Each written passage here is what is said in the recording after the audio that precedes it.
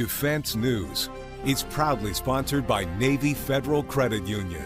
If you're a member of our nation's armed forces, the Department of Defense, or if your family is, we'd be proud to serve you too.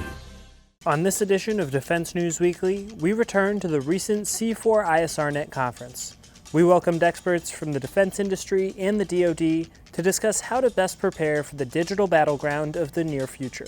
We dig back into the cyber domain in the latest in news and analysis from the Pentagon to the platoon, here on Defense News Weekly.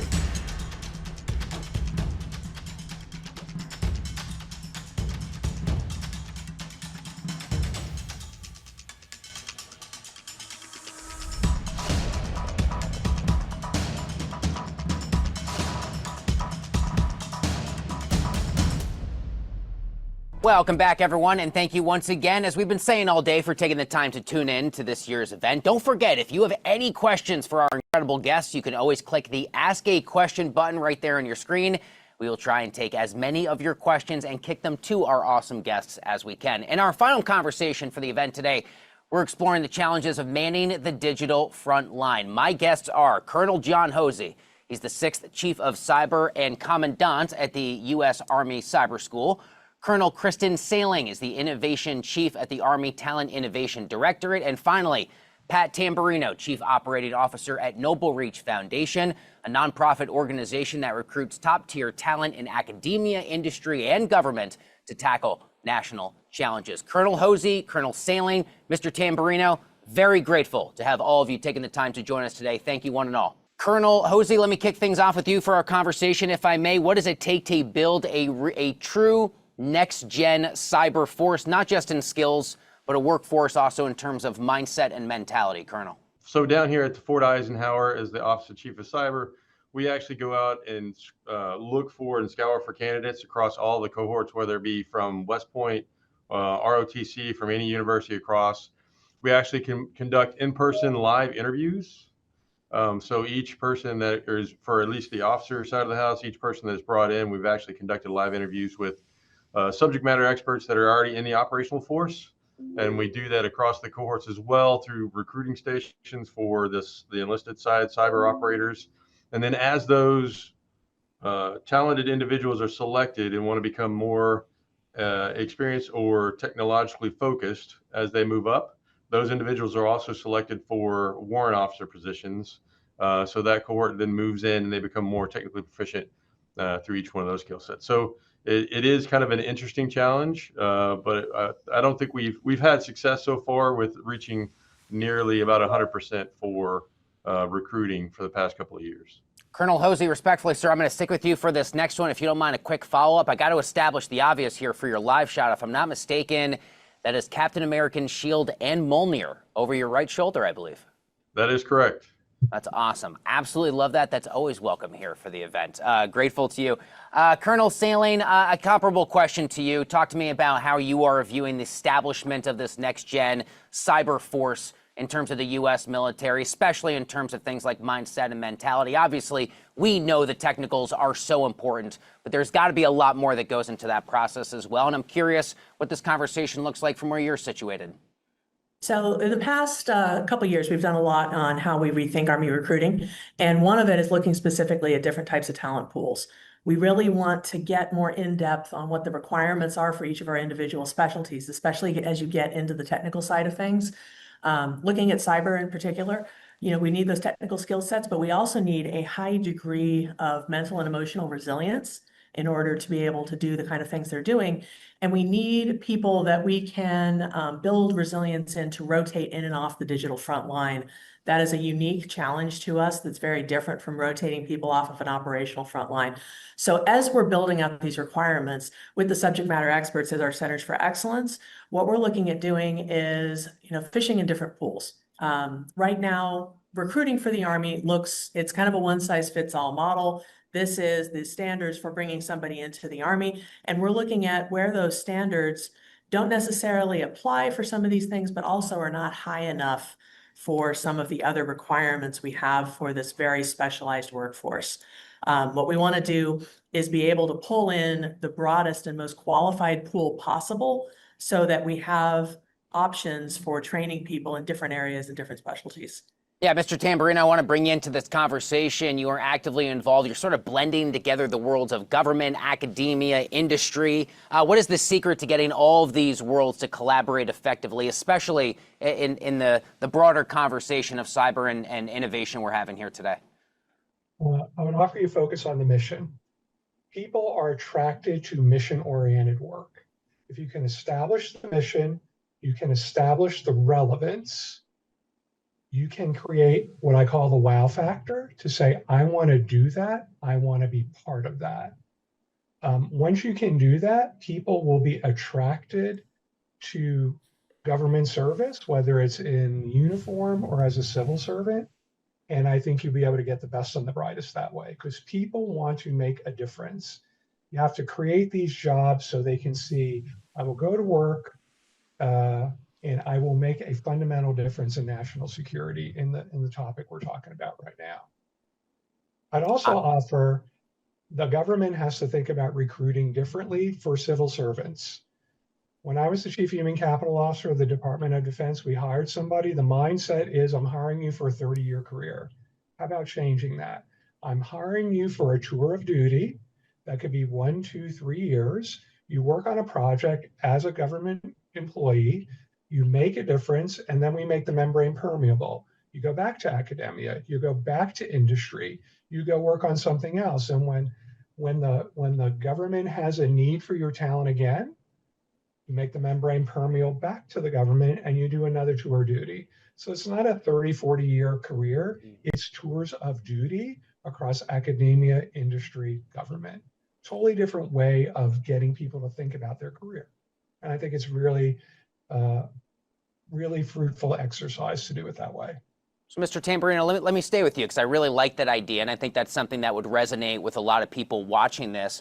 Are the incentive structures there right now to allow that kind of semi-permeable membrane, if you will, back and forth between private and government work? And if not, what more should we be doing to encourage that type of view of service?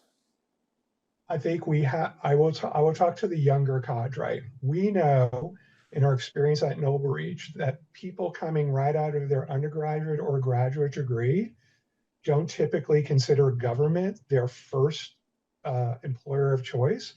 We have presented them with the opportunity to do mission-oriented work, meaningful work. Now they make government an employer of choice.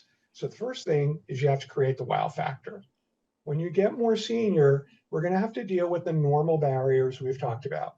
What are the compensation levels? What are going to be the ethics rules? What are going to be the post-employment restrictions? But if we believe we want people to adopt this tour of duty kind of framework to their career, I'm really confident the government could address these other problems. They're not insurmountable. You just have to be thoughtful. When we come back, we continue the discussion and examine how recent experiences have shaped the Army's approach to AI. Stay tuned.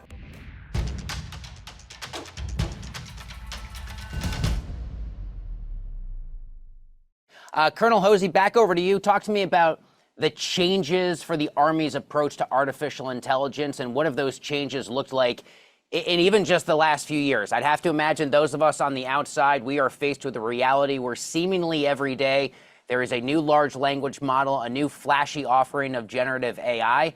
I can only imagine what this has looked like from your perspective, General Hosey. What have the last few years looked like? So for the last few years, we've actually incorporated lots of data lessons learned and data courses for leadership level at the executive level, as well as data courses for a lot of the mid-level from like major lieutenant colonel, to understand that a lot of these sensors and everything that's coming onto the battlefield are basically going to flood to the commanders and staff with enormous amounts of information. So we are actually fielding, or the Army is looking at fielding, and I know here at the Cyber Center of Excellence and for the cyber school itself, we are actually incorporating AI and machine learning into the course of instruction to allow, at least for cyberspace effects and cognitive EW effects, to incorporate those lessons so that the soldiers that'll be more operational relevant as they get into the battlefield, understanding how to utilize those capabilities within the appropriate scope that will be established through policy. Colonel Stanley, what does the effort look like to go forth and try and attract top tech talent, specifically let's say, young millennials? So we have a lot of those efforts right now, and they're all kind of centered around creating career fields for them where there's opportunities to grow and expand and do new, larger, more interesting projects, kind of pulling on the thread that Pat was talking about with that mission-oriented focus. We attract folks because we have really interesting, gnarly problem sets.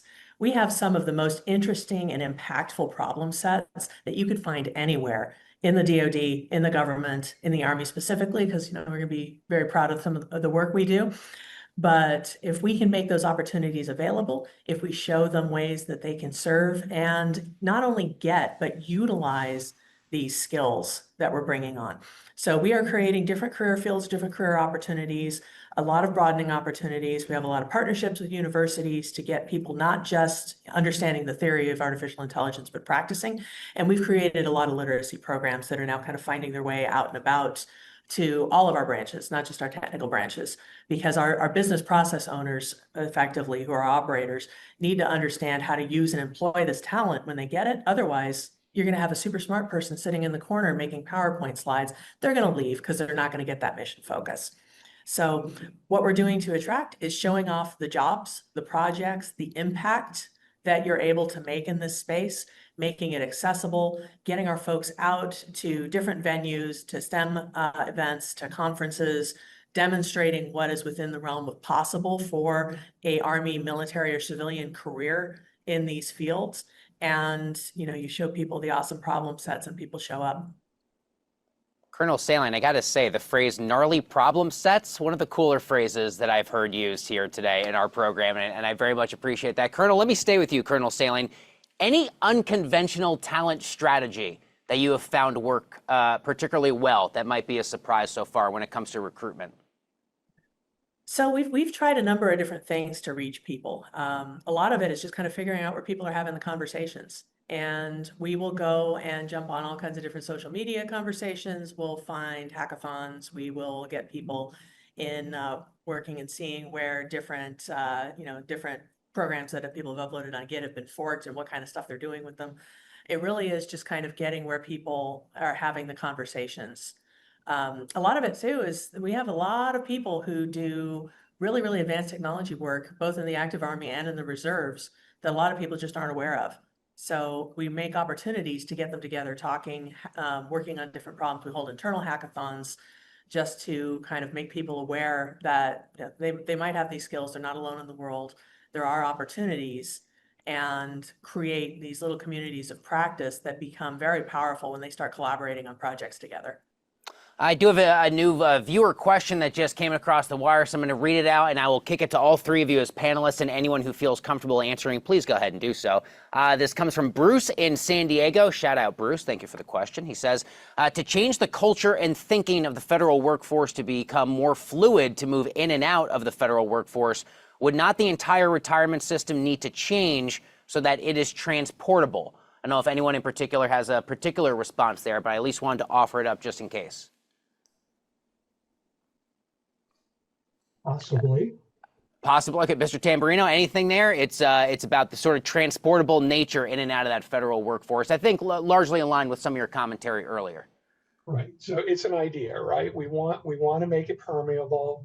We want to treat your career as chapters in a journey.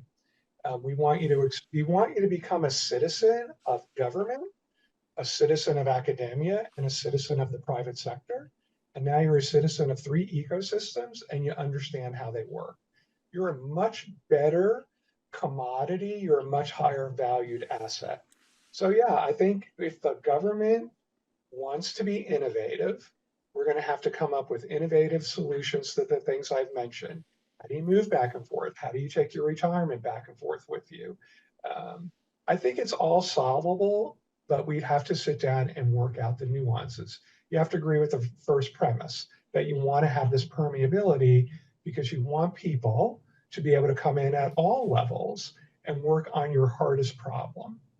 And for government people to experience going to industry and academia and get some runtime in that environment and see how they operate and what are their complicated problems. So yeah, that would be in the details of the challenge we would need to solve. And I submit it's solvable. Colonel Hosey, what does a cyber-ready warfighter look like in the year 2025? So there's a leader in technology, able to think about the gnarly problems that Colonel Sailing was talking about, and be able to find a solution in the collaboration with their other teammates, right? Because it's not a one soldier can solve it all. It's usually a group effort, especially with the hard problems that we have in cyber. And the desire for the mission readiness and mission status and getting after what the U.S. needs as far as like the DoD and the Army. Colonel Hosey, I'm going to stay with you if I can for this next one. What would be one reality of the work that you operate in that you think would surprise most Americans?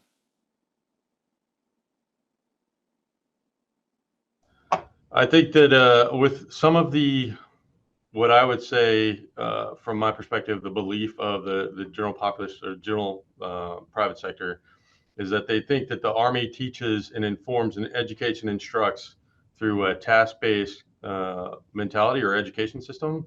I think that here in the cyber school, and as far as like for cyberspace operations and electromagnetic warfare, we actually train to the theory and execution through theory, and then we tack on the actual hands-on equipment afterwards. So we have a thinking soldier that will understand and be able to revolutionize and evolutionize the TTPs that they utilize for both cyberspace and the electromagnetic spectrum. When we come back, our financial expert debunks common debit card myths. Stay with us.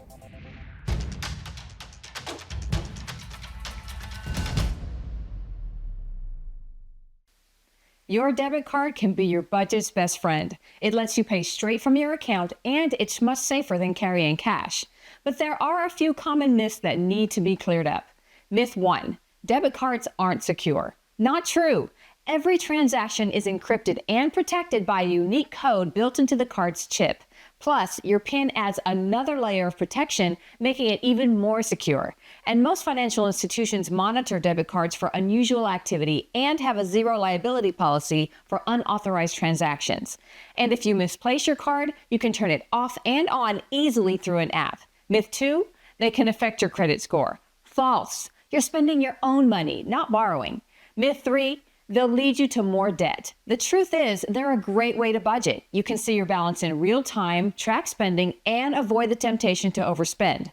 With Debit, transactions show in your account instantly, letting you monitor purchases and avoid overdraft fees. So next time you swipe your debit card, know you're in control. And those myths? Busted. To get more coverage of military and defense topics, send out a personal spy balloon and stay aloft over militarytimes.com and defensenews.com for more headlines. And to be the most up-to-date sailor on the aircraft carrier, sign up for our early bird brief, compiled each morning to bring you the most recent headlines. And if social media is how you stay up to date, follow us on YouTube, Facebook, Instagram, and X. And for you new recruits, we're on TikTok, so go follow us there as well. When we come back, the conclusion to our C4 conference coverage. Don't go away.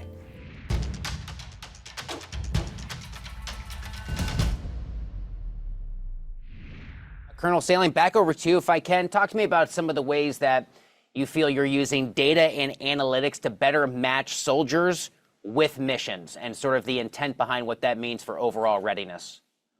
So we've been working on that for the better part of 5-6 years now, trying to figure out how we quantify the individual skills and talents that our soldiers are coming with in a way that we can match it to the readiness analysis we do when we design our force structure. That's been a little tricky because people are coming in with all these different skills and we don't necessarily know how we're going to utilize them against the Army requirements yet. But one of the things that has jump-started that in a huge way is generative AI. With that, we can bring together and cull together thousands and thousands of documents, start bringing together these starter sets that we can then work with Army Research Institute, create validated assessments for these different attributes, say definitively if somebody has this particular range of skills, and start looking at what the commensurate job analysis is on the requirement side.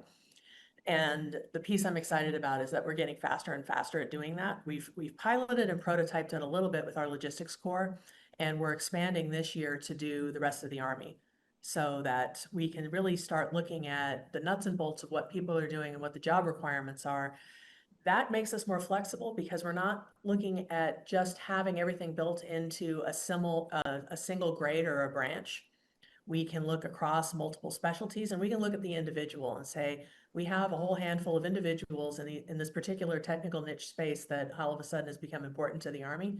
And we put these individuals into about 2 weeks of upskilling, and we can field them to the force, rather than saying we have to create a whole new branch or a whole new MOS or a whole new whatever category you want. We can be a little more fluid. Yeah, I think a natural extension of that point is the reality that cyber is not simply a technical issue. This truly is a leadership issue. And so an open question for all of you, perhaps Colonel Saling, you'd like to pick it up. How do you cultivate leaders who understand code, understand the technicals, but obviously also understand the command component about what these roles entail? So they have to be curious. Our leaders have to realize that they can't have a static skill set, that they have to be evolving with the times and have some relevant context for how the technology works, so that they know what their people are doing and how to best employ them. One of the things that we found, the folks who found that we do this really well are our special operators, because they come raised up through teams where the whole team is made up of experts who know more about certain things than them. We're trying to figure out how to break the mentality that a leader has to be both a leader and a subject matter expert, that they have to be curious about the technology, curious about what their people do, build a culture of trust and communication so that they can figure out how to best put all of these technical processes into the business process model. Because if we don't contextualize the data and analytics, at least that's the area I've been working in the most, if we don't contextualize the technology in a business process that can be acted on, then it's kind of the tree that fell in the woods. Yeah, another open question for all of you here, and it's a bit of a jumping off point to something Colonel Hosey and I talked about a little bit ago. What is one myth or maybe a bit of an outdated assumption that you feel a lot of people have about military cyber or innovation that should be debunked? And I'll start with Mr. Tamburino. Perhaps there's a popular myth you've come across in your work that says, maybe people should have a little bit more context to the truth. I reflect on my 40 years of government service, and the worst myth was people in the government are not creative. They're not innovative. I encountered some of the most innovative and creative problem solvers at all levels. You know, it was a privilege to spend 40 years in that environment. It's this idea that the government is this faceless thing that is just bogged down in its behaviors and its processes, and I'd say it's quite the contrary. It's an incubator of ideas at our warfare centers, at our laboratories, in the military medicine environment. Phenomenal things come out of those places. It is a creative place to work, not a bureaucratic place. We invite you to continue this conversation on social media. Please use the hashtag C4Conf. If you are interested in more content just like this that we brought you today, well, we invite you to register for the 2025 Defense News Conference. It takes place both live in Washington, D.C., as well as virtually. The date is September 3rd. We'll be hosting conversations on promoting stability and security, specifically in the Indo-Pacific region. To join us or to learn more, please go ahead and visit conference.defensenews.com. Thank you again for taking the time to tune in to this event today. I'm JD Durkin. Have a great day.